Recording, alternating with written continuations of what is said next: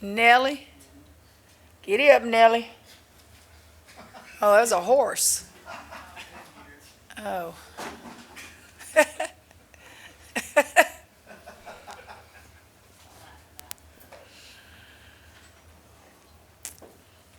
Michael, you'll be surprised what I know.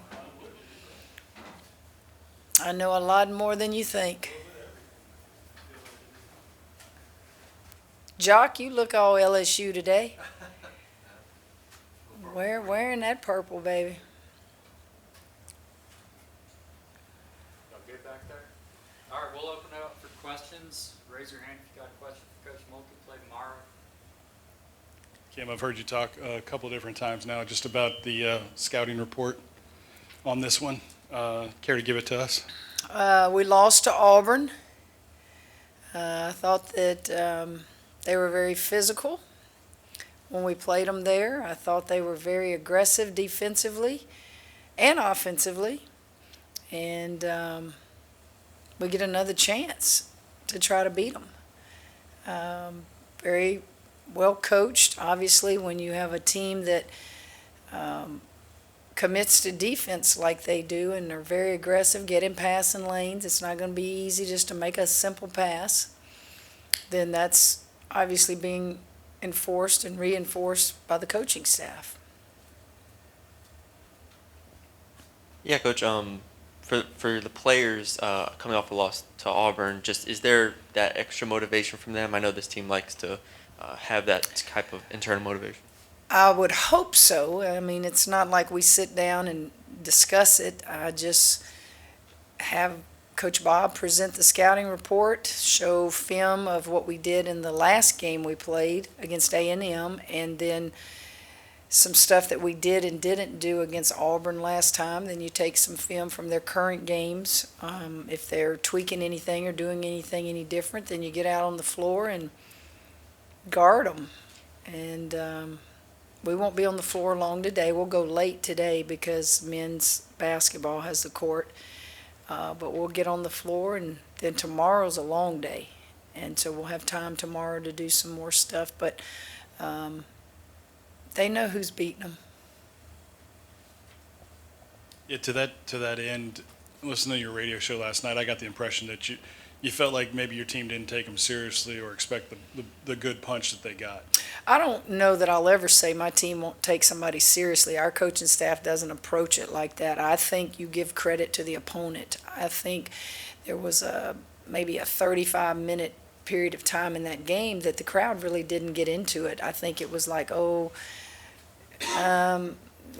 we cheer? It's a close game. And then about the last 5 minutes, I thought the crowd got into it and realized that Auburn had a chance to beat us, and they really helped make that atmosphere loud the last 5 minutes. So I hope that our fans will do the same. It's an 8 o'clock game. A lot of people will stay home and watch it on TV, but I hope more will come because you've got 2 games left in the regular season, and potentially if you can get us top 16 seed, you got 2 games here. So it's winding down, and you may never see the likes of Angel again and Haley again. They will move on to their pro careers. So get out here and watch them and see them in person. What parts of that Auburn game, the loss, were the most challenging for What? y'all? What? What parts of that Auburn game were the most challenging? What was the toughest part of that game for y'all? Well, we couldn't even make a pass to the wing. They were in passing lanes. We didn't do a good job of getting open. I think we missed like 12 layups in that game. And I just thought that obviously our defense was not then what it is today. And we just were out of sync. That was the game where I wanted Angel to tie the ball game and ran something for her because honestly, I remember I was afraid she'd never touch the ball again.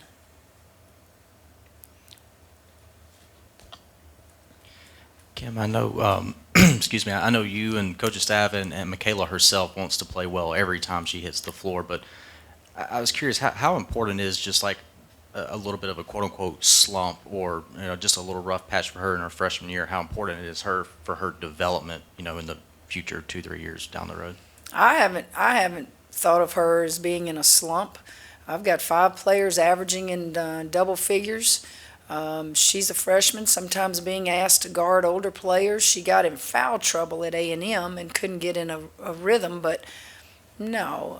I think what happens with freshmen, this time of year, they're playing for a state championship in high school. Well, now they're not. This is the grind of elite basketball at this level, and you've got another couple months to play. So maybe that's more of what happens to freshmen than slumps. I think Michaela has had an unbelievable freshman year. She's adjusted to the college game. She has had, 42 points in that one game, and, she's got a lot of things that she did good this year and continues to just get better at it. Now, in her eyes, she may be struggling, but in my eyes, she's doing great. You mentioned there's only 4 games left in the regular season, and people are now putting up projections and brackets and this and that. Does that bring a little excitement in second wind, or it's still the process, one game to the next here down the stretch? I think when the 4 games of the regular season are done and you head to that third part of your season, the conference tournament, and then the excitement really ramps up when you head to the NCAA tournament. So you're really just focused on the 4 games and really the next game.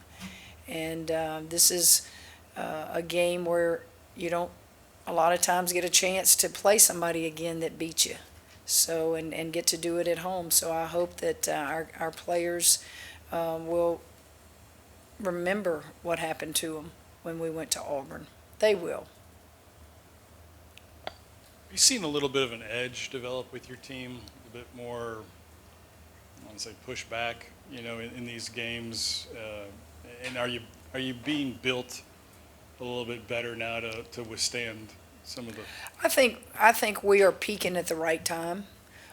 We've been scoring all year. There are a few games here and there that you didn't score the ball. Scoring has never been the issue. The issue has been playing together defensively, playing aggressive defensively, understanding when you start the game you need to be the aggressor, confidence. I've got confidence in my teammate. She has confidence in me. Transition defense is better. Running the floor offensively is better. And that's what you want to do. You want to kind of peak here at the tail end of your season. And that's how you go deep into the playoffs. You got to stay away from injuries. You got to be playing really good basketball. You got to have a little luck along the way. And you hope that – I know what I see. But I think the bye week really helped us. The 2 bye weeks coming when they did late in the season helped us a lot.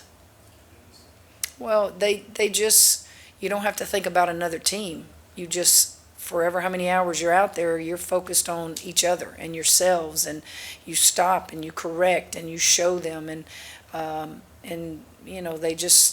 they start doing it for each other and with each other, and I see a big difference in what we're doing now than a month ago.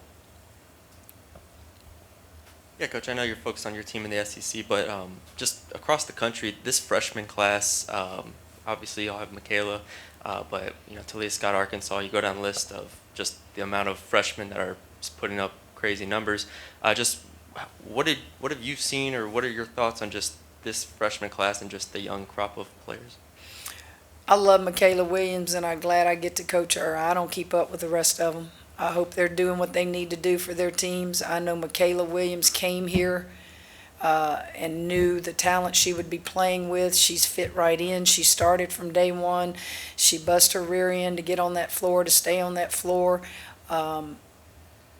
She just, as I tell all of them, if you came here to put up numbers like some of them, I think what you're referring to, they're shooting how many a game?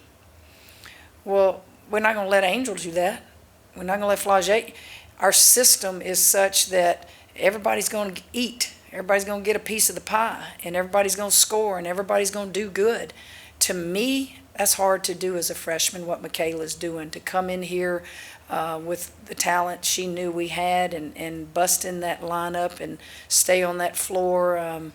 Much respects because it's about winning for Michaela. It's about, trying to repeat as a champion, and she wanted to stay home. So all I care about is Michaela. She's the most important freshman in the country. Kim, you got 4 important games left, but can you also see where in the past you haven't really, Now, let me correct that. I have 4 freshmen, but you mentioned Michaela. So the 4 freshmen I get to coach are the most important freshmen in my world. So make that perfectly clear, but you only mentioned Michaela. Let's remember Janae and Jello and Aaliyah. Those are the 4 that I focus on. I'm sorry. 4 important home games, 4 important SEC games left, but can you also see where maybe the SEC tournament might be more important to you for maybe seeding and maybe trying to avoid them sending a really salty 2 or whatever seed here? Well, they wouldn't send a 2 seed here. You're going to get, I don't know if you're a 4 seed, what numbers get sent here. I'd have to look at the bracket stuff. Honestly, I quit worrying about that stuff years ago. My goal is to finish second in the league, and we have a tremendous opportunity to do that. Again, won't this be our 3rd year to finish second in the league? Is that right? Yes, ma'am. Okay, if you can't win it, that's the next best place to be.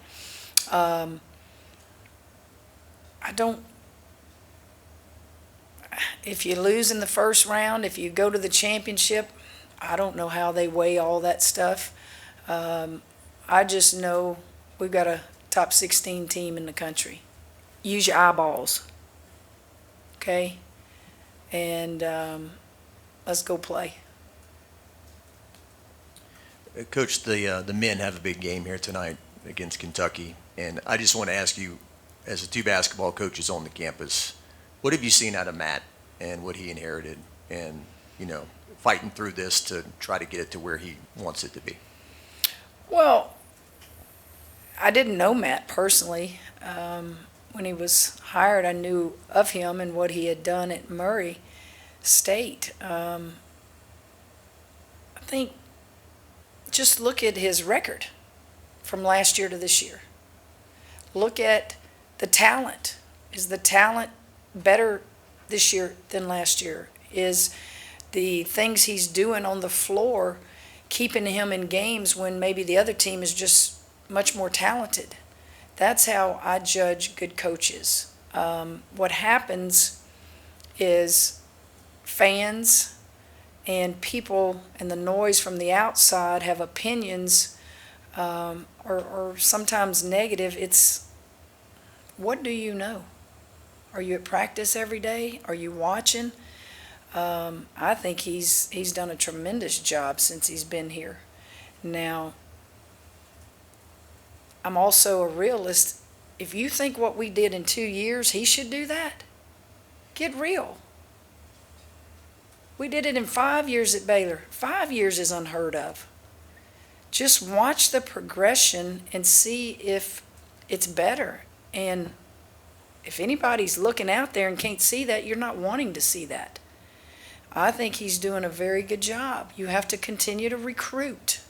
You have to continue to be in those ball games that maybe you shouldn't be in. You're competing. And then win those games and sneak one from somebody that you maybe shouldn't beat. And I think they've done all of that. I think what a tremendous daddy he is. He's got 2 girls and a son, and he comes to camp when his daughters are at our camp. And I just think the world of him because he married a former women's basketball player, so he's damn smart. See, this is what I try to tell you. And I tell all our dream teamers, and I tell my son, you better pay attention to who you marry. Genes matter, or you're going to be a miserable little league dad. Right? He married an athlete. He married a basketball player, and I bet you those offspring, those 3 kids, are going to love it or either play it. Yeah, y'all liked that, didn't you? It was funny, wasn't it? Don't get me in trouble. I'm tongue in cheek. But there is something to that, right? Kramer, he's limited. He's 5'9". Well, you think he's going to go marry a 6'2" athlete? Not Kramer. He's too arrogant, too cocky. But I said, you better go think about those genes, brother. Yes. But, you guys, that's the way y'all are, Y'all better go get you some tall women.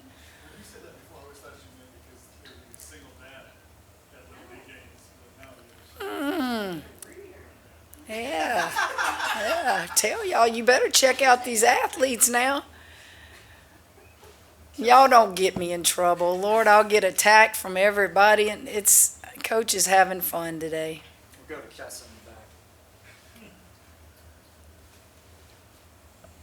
Just the confidence that Aaliyah is playing with at the right time, it seems like. What have you seen from her? Sometimes when you're a freshman,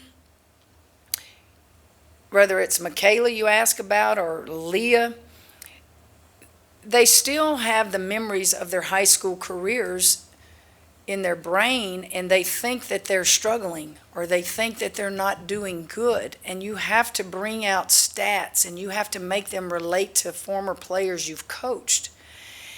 And for Leah, if you look at her stats and you look at some of the freshmen or former players that were freshmen for me, and you say, look what this one did her freshman year, and look at your stats. Look at what this one did, and look at your stats. And I think that helps. She can hear it from me, but I think sometimes if you just show them things, they'll go, oh, yeah, okay. And she's 6'5", as I've told y'all, on her worst day. At A&M, she blocked 3 shots right there in front of the bench and just altered their shots. She's just a happy, loving, like a teddy bear. And you just look at her and she giggles. And she is playing good basketball right now. Was the A&M game the best performance you've seen from Flage in her 1+ years here? That first half was. Now, she got fatigued in the second half, but I thought Flage's first half was maybe her best all-around game that she's played since she's been at LSU. 2 phases of her game, she is really has really added. We knew she could do the spot-up shot. We knew she can go in there and get you rebounds. But her defense and being very willing to guard the best player on the perimeter for the opposition, and her ability to put it on the floor and dribble penetrate. Those are things that she's worked on her game, and it was all visible in that first half at A&M.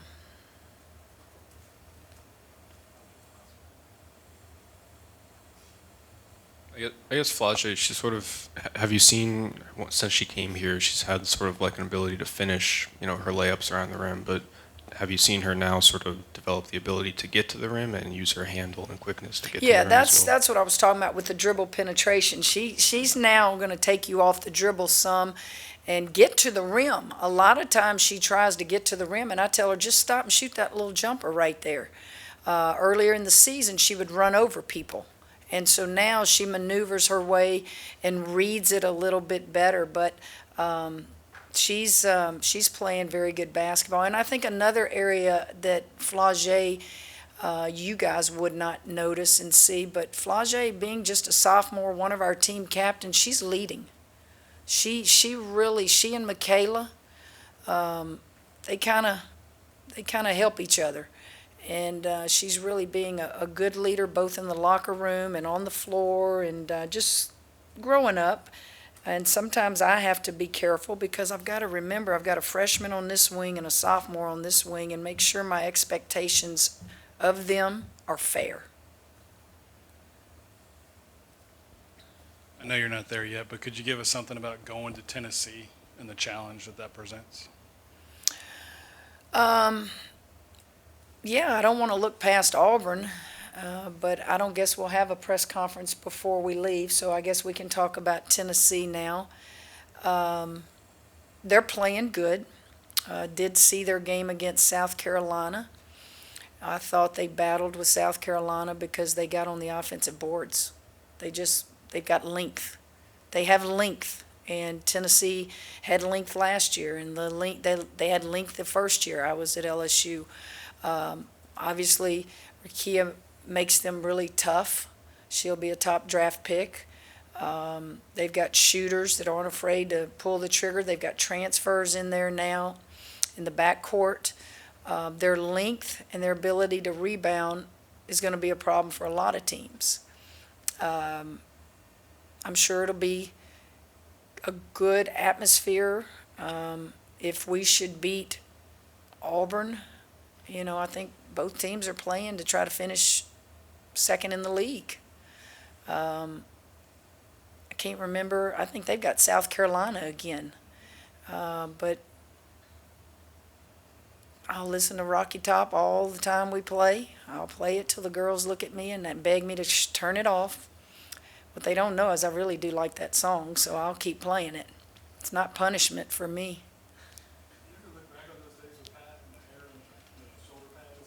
Yeah, Pat Summitt was quite the dresser back in her day. She wore the dresses, she wore the skirts. People forget all that. They want to talk about my dress. You should go back and see how Pat Summitt used to dress. She was stylish, very stylish. She had the shoulder pads, when that was in for women. Pat was quite the dresser herself. We got any more for Coach Mulkey? She showed up to that game that time in that cheerleader uniform. I don't know if you remember that. I Something do. that you would ever do? A cheerleader uniform? I don't know if I could fit in those uniforms. They're pretty small. What was that for? She was doing something with Bruce Pearl, or something was being named at something. She was lost a. Yeah, She she. came to one of their games, like dressed up with Yeah. some of his team, and so she paid that. I remember seeing that. Yeah. Pat. Miss that lady. She was a legend. She was quite a legend, and I was blessed to play for her. All right, y'all good? Anybody else? All right, Scott, what you got? You are playing better defense. Why are you guys? What has been better about your defense? Or Well, who we're you're playing better because we're doing it. You can't teach it overnight. 2 returning players, so you had 3 players to put in the mix. Well, if you count Poa, 3 returning players, 3 new ones. You can't just say, go play man-to-man defense. There's so many details of what you teach, and it just takes time. And so they've been on that floor since October, and February, it's a good time to start playing better together defensively, and repetition, film work, understanding, knowledge, all those things make us better. And when they are all doing it at the same time and they're all on the same page, then it just looks a little bit smoother. It just looks a little bit better. We've always been a physical team. We're going to always be physical defensively, but it's just understanding concepts in transition defense, communicate, open your mouth, and we are better today than we have been. And I think a lot of it goes back to all those things I just said to you, and the fact that we had 2 bye weeks and we could just work on us. All right, thank you, guys.